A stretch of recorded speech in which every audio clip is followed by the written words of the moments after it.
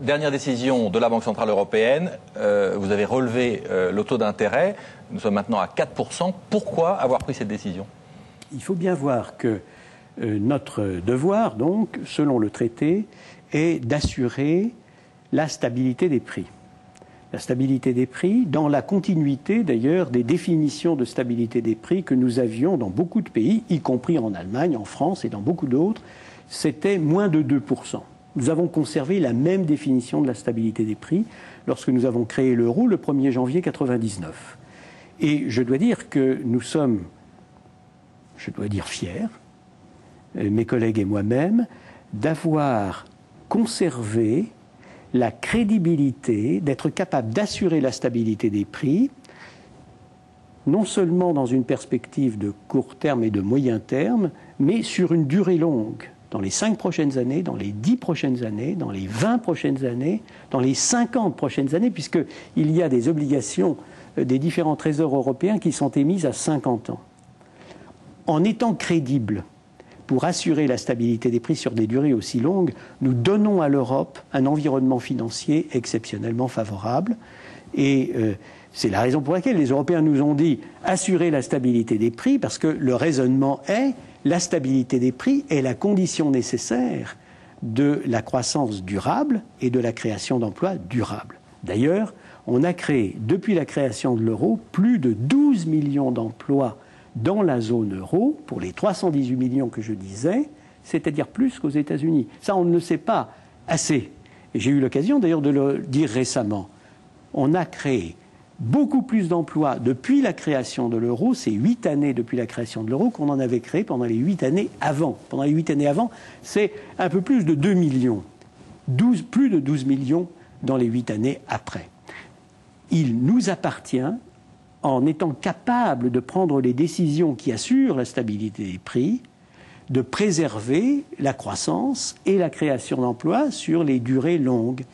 Au demeurant, c'est ce que nous demande le traité, donc nous ne faisons que notre devoir, et c'est ce que souhaitent nos concitoyens. Les 318 millions d'Européens souhaitent que l'on assure la stabilité des prix. Ils sont d'ailleurs un peu injustes, à mon avis. Ils nous reprochent de ne pas bien l'assurer. Nous pensons que nous l'assurons convenablement, et nous faisons tout pour l'assurer convenablement. Et pourtant, Monsieur le Président, certains vous reprochent, notamment en France, avec cette 8e hausse de taux en l'espace d'un an et demi, qui a vu donc le taux d'intérêt doubler, le taux directeur de la Banque Centrale Européenne, passer de 2 à 4%, vous reprochent de mener une politique un peu à contre-courant qui risquerait de pénaliser l'économie européenne. Pourquoi? Parce que l'euro aujourd'hui est à des niveaux extrêmement élevés, il a atteint des records, aussi bien face au dollar que face au yen, et certains s'émeuvent, notamment en France, du fait que cette hausse renouvelée des taux d'intérêt pourrait contribuer à un nouveau renforcement de l'euro. C'est le cas d'un certain nombre de chefs d'entreprise en France. On a entendu les plaintes notamment de Bernard Arnault, des récriminations de Christian Streff, et plus récemment, Louis Gallois lui-même estimait qu'une hausse de 10 centimes du cours de l'euro avait un impact immédiat, une perte de l'ordre de 1 milliard pour Airbus. Alors est-ce que vous n'avez pas le sentiment que ces hausses de taux d'intérêt, et donc de l'euro, risquent à terme de nuire aux entreprises européennes? Première remarque, nos taux d'intérêt sont, après la décision que nous venons de prendre aujourd'hui, à 4%. Savez-vous à quel niveau ils sont aux États-Unis? 5,25. Savez-vous à quel niveau ils sont à Londres? 5,5. Londres, 5,5. Washington, 5,25. Europe, zone euro, 4.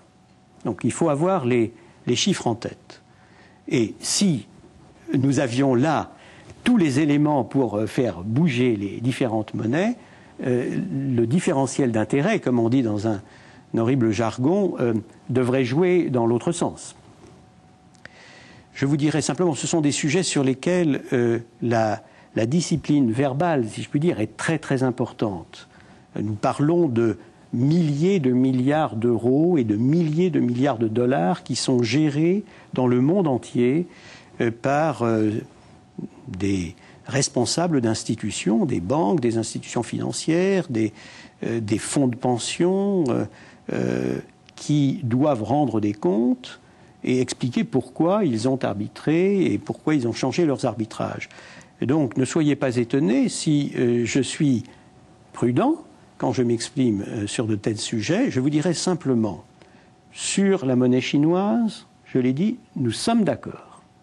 Nous sommes d'accord, nous avons un message commun signé des Américains, des Anglais, des Canadiens, des Japonais et de nous-mêmes que nous avons envoyé aux autorités chinoises, à nos amis chinois. Nous pensons que dans leur intérêt, aussi bien que dans l'intérêt de l'économie internationale, il y a en effet matière à ce que leur monnaie soit plus flexible et à ce qu'ils la laissent s'apprécier dans des conditions qui correspondraient aux données fondamentales de l'économie chinoise.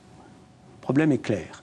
Pour ce qui concerne les grandes monnaies flottantes, c'est-à-dire le yen et le dollar, je vous dirais, sur le yen, j'ai noté avec énormément d'attention les propos qui ont été tenus dans les 2 derniers G7. Le G7 d'Essen, qui était l'avant-dernier, et le dernier G7, les propos tenus donc par les autorités japonaises, aussi bien le ministre des Finances que le gouverneur de la Banque centrale, qui ont dit eux-mêmes, et je le répète parce que je crois que c'est important, que les marchés devraient progressivement tenir compte des données fondamentales de l'économie japonaise qui sont bien meilleures maintenant qu'elles ne l'étaient auparavant. Mais à tous ceux présidents qui vous disent vous luttez contre l'inflation, c'est bien, mais en faisant cela, vous renforcez l'euro et donc vous pénalisez par exemple les exportations françaises, qu'est-ce que vous leur répondez puisque vous venez à nouveau d'augmenter les taux? C'est le cas d'Airbus, par exemple, oui. Une entreprise qui annonce des licenciements et qui est pénalisée par le Si vous permettez, je continue. Oui. Sur le dollar des États-Unis, de la même manière, je dirais, j'ai noté avec énormément d'intérêt le fait que les autorités américaines, le secrétaire au Trésor et le responsable de la Réserve fédérale ont dit qu'un dollar fort était dans l'intérêt des États-Unis, de l'économie américaine. Donc voilà pour ce qui concerne les termes de référence. Pour le reste, encore une fois, je ne veux pas commenter tel. Vous pourriez aussi me demander, est-ce qu'à votre avis, il est souhaitable que le prix de l'essence à la pompe augmente en France? Je ne sais pas quelle réponse vous donneriez vous-même à une question formulée comme ça. A priori, non, bien sûr. Bon, alors, dans ce cas-là, vous ne souhaitez donc pas que l'on aille dans le sens qui est souhaité par d'autres. Ces sujets sont très délicats. Très délicats. Vous avez forcément des intérêts contradictoires. Vous avez ceux qui ont intérêt à ce que leur propre monnaie augmente, ceux qui ont intérêt à ce que leur propre monnaie descende. Ceux qui achètent de l'essence à la pompe ont intérêt à ce que leur propre monnaie augmente, parce que l'essence sera moins chère. Et je dis cela pas pour que ce soit interprété par qui que ce soit. Je m'en tiens, si vous voulez, à ce que j'ai dit sur le secrétaire au Trésor américain et à ce que j'ai dit sur les autorités japonaises. Simplement, je vous mets en garde, ces sujets sont complexes. Et la raison pour laquelle nous avons des changes flottants, c'est-à-dire pour laquelle ce sont les différents acheteurs et vendeurs de monnaie qui font les prix, est probablement, et cela depuis plus de 30 ans, est probablement lié au fait que précisément il y a une grande complexité et des intérêts qui ne sont pas tous les mêmes, notamment ceux de certains consommateurs comme les automobilistes. Alors, Monsieur Trichet, nous arrivons à la fin de la première partie de notre émission. Je vous propose de nous interrompre quelques instants pour regarder le journal de France 24 et nous nous retrouvons tout de suite, donc, après le journal. Très volontiers.